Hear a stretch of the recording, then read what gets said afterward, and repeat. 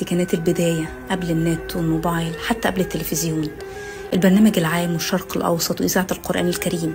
تفتكر أول مرة سمعت هنا القاهرة؟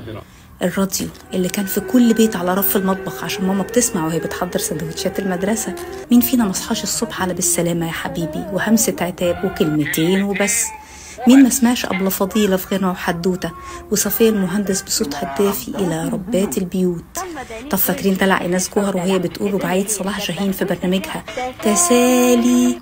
ويوم الجمعة بقى لما بتطل علينا ملكة الكلام أمال فهمي في برنامجها على الناصية اللي استمر نجاحه أكتر من 50 سنة. ده غير رمضان وفوازير رمضان وأذان الشيخ محمد رفعت اللي مصر كلها كانت بتفطر عليه.